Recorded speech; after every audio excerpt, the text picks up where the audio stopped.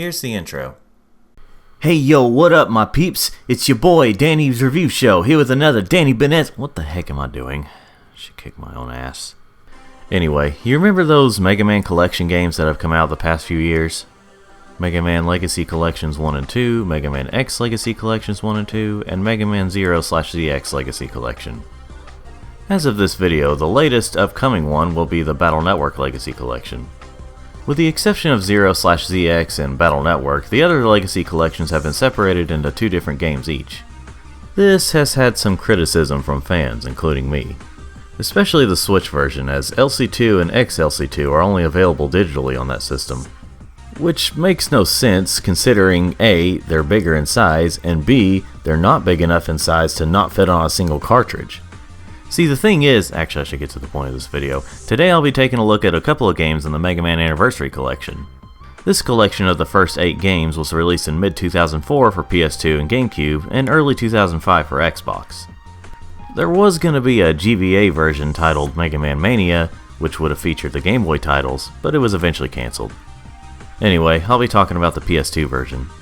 This is one that I feel is better than the first Legacy Collection. It's not quite as accessible these days, and LC might have more of the pixel-perfect graphics, or whatever you call it, but I feel that this one is better considering it has 4 more games than both LC games. More doesn't always mean better, of course, but when the extra games are good, that makes a difference. The games I want to talk about today are the 2 unlockable games in the collection. Mega Man The Power Battle and Mega Man 2 The Power Fighters. Now, the way you have to unlock these games, you have to do certain things in a couple of the games, the other games, you know what I mean. Beat all Robot Masters in Mega Man 3 to unlock the Power Battle, and all Robot Masters in Mega Man 7 to unlock the Power Fighters. Why they chose those specific games to do that, I'm not really sure, but it is what it is. And I didn't do that. These games are a bit too hard for me, mostly MM3, to try and just do it for the sake of this video. So instead I used a Codebreaker and unlocked them that way. And just in case you're wondering, no, they don't stay unlocked if you turn it off and turn it back on without the cheats, even if you save it. So with over 460 words out of the way, let's take a look at these games. Okay, so before I start, I did some research on these games and I found out that they're part of the Capcom Arcade Second Stadium collection on Switch, PS4, and Xbox One. Wish I would have known that beforehand. Oh well. The first game we'll be talking about is Mega Man The Power Battle, which was released in arcades in late 1995 in Japan and on GameTap in mid-2006 in North America. Anyone remember GameTap? This game was released not too long after Mega Man 7. So let's check out the game.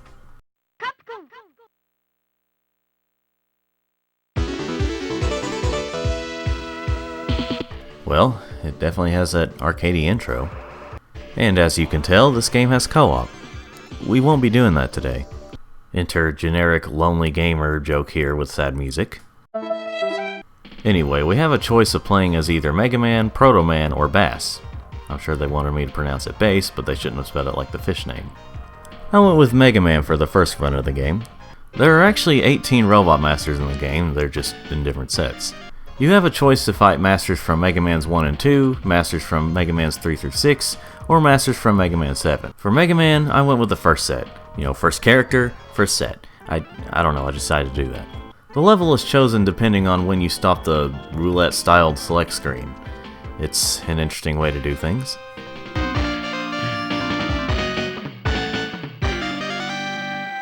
But instead of going through a level, like most Mega Man games, you go straight to the boss. So this whole game can be summed up as a boss rush. That's actually a pretty good way of making an arcade Mega Man game still feel like Mega Man. Also, like most traditional Mega games, every boss has a weakness to other bosses' powers. The only thing is, unless you know exactly when to stop the roulette thing on the right place, you're probably going to have to mostly rely on the Mega Buster and whatever Proto's and Bass's standard weapons are. The way you control the characters pretty much feels like the way you've controlled Mega Man in the other games. You can run, jump, and use your Buster, as well as acquired moves. The thing that's kind of annoying about switching to different weapons is you can only use one button to switch. So if you're looking for the right one and you accidentally pass it, you have to cycle through them again.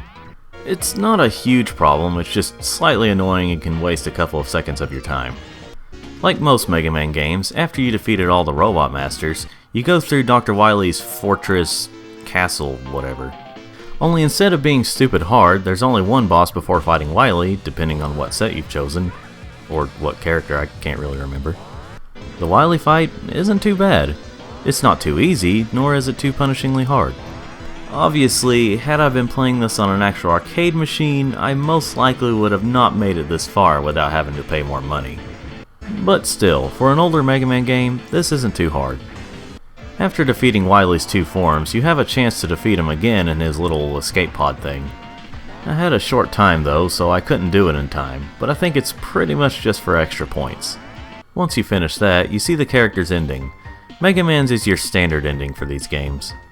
And that was Mega Man the Power Battle, when using Mega Man, on the first set. Now let's see how the other characters are in this game. Well, to make it short, they pretty much play the same. There could be some differences here and there, but they basically play the same as Mega Man. I played through the Mega Man 3 through 6 bosses as Proto Man, and Mega Man 7's bosses as Bass. A lot of the stages are basically the same, but they do feel different with different lighting and colors. So there is some replayability here, but you will mostly see what this game has to offer in around half an hour. Obviously, Proto Man and Bass have their own endings to the game too. Proto's is the whole "who is this guy" ending, and Bass's is him pissing off Wily by telling him he's better than all of Wily's creations. While Wily tells him he's making a new robot. I wonder who? I'm not sure how the endings work when you play through this game in co-op mode, but I'm sure there's not a huge difference. And that was Mega Man the Power Battle, for real this time. For what it is, it's pretty fun. It's nothing amazing, and it can only keep my attention for so long, but I still enjoyed it. Now on to the other game, Mega Man 2, The Power Fighters. This game was released shortly before Mega Man 8 in 1996. And once again, it was also released on GameTap in 2006. I'm sure a lot of you youngins don't even know what that is. I'm not really sure why they didn't call this one The Power Battle 2 or something like that, but alright.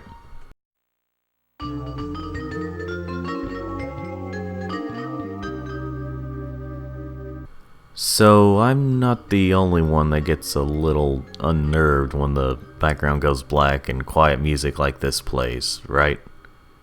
It's a little scary. In the year 20XX, robots and humans live happily together. Until Mega Man caused so much destruction, I knew it! Why would you destroy this clearly unfinished city, Mega? So like last time, we have Mega Man, Proto Man, and Bass as playable characters. But this time around, we also have a newcomer, Duo. But before we get to him, we're going to start things off with Mega Man. This time, the paths aren't based on different games, they're different mission paths. But it's basically the same thing, just different bosses and slightly different worlds. Another change is that you can choose the boss you want to fight at your own pace, within 30 seconds. Possibly more, because the timer's a bit slow. One other thing they added, they added quite a few new features, but one of them is voice acting. It's all in Japanese, so I don't know what they're saying, but that's cool that they have it. Anyway, the gameplay is primarily the same as the first game. You run, jump, shoot, and use different weapons after defeating bosses. But of course, there's a new feature. I don't entirely know how to trigger this, but my guess is whenever your health is low, Eddie will appear and give you something that will make a supporting character appear and help. What character appears depends on what character you're using. For Mega Man, it's Rush. After defeating bosses, they'll drop a ton of items that you can collect within a time limit.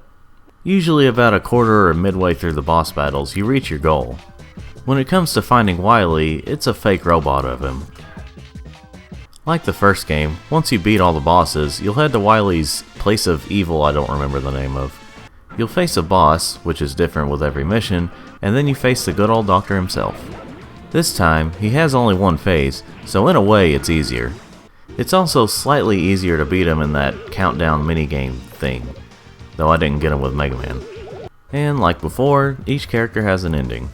This time though, it seems like they have a little more depth, I guess you could say. Like, the writing feels a little more deep this time around. You know, for a Japanese arcade game from the 90s. Now on to the other characters. Again, they pretty much play the same as Mega Man, but their support partners and powers do differ. Proto Man gets help from Beat and makes his power shots more powerful. You saved me, Proto Man. You're always there to save me. Yeah, you might be a little colorblind there, Roll. Proto's ending is the whole I don't need no help because I'm a strong, independent robot thing. Dr. Light is trying to help him, but he's all like, nah. Then he'll probably end up complaining about his leg or kidney hurting, but you had your chance there, bud. Bass's gameplay is, of course, like Mega Man's. Bass's partner in crime is his Robopup Treble. Bass's story ending might be my favorite out of the four. He once again gloats that he is the best robot Wily ever created, but Wily reveals the new robot he's been working on. Whoa! Yo! Whoa! Zero! Whoa! Whoa! Whoa! Whoa! Whoa! Whoa! Whoa! Whoa! Girly looking? Well, honestly, in some shots he's not wrong. I guess sometime in the future, people can go back to saying whatever they want without getting cancelled. Anyway, this was a nice surprise for a simple arcade game. Now for the last character, Duo. This was actually Duo's first appearance in terms of the game's release, but his first appearance storyline-wise was in Mega Man 8, which came out a few months after this game. His gameplay is probably the most different out of all the characters here. At first I thought he kind of sucked, but then I figured out how his moves really work and I got used to them. He's more of a close combat character.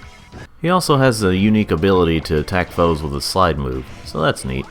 His partner is also Beat, but his power is invincibility, which does really come in handy. The ending for him is basically a teaser for Mega Man 8. I mean, just look at the words here. And that was Mega Man 2 The Power Fighters.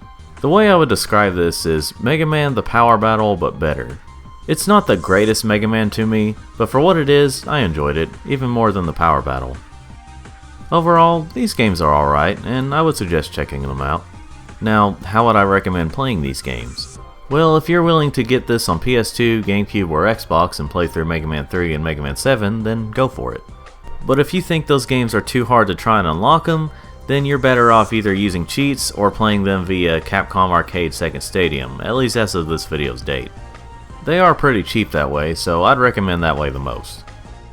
Well, I hope you enjoyed this video. Don't forget to like this video if you like it, subscribe for more videos like this or any other types I make, and thanks for watching.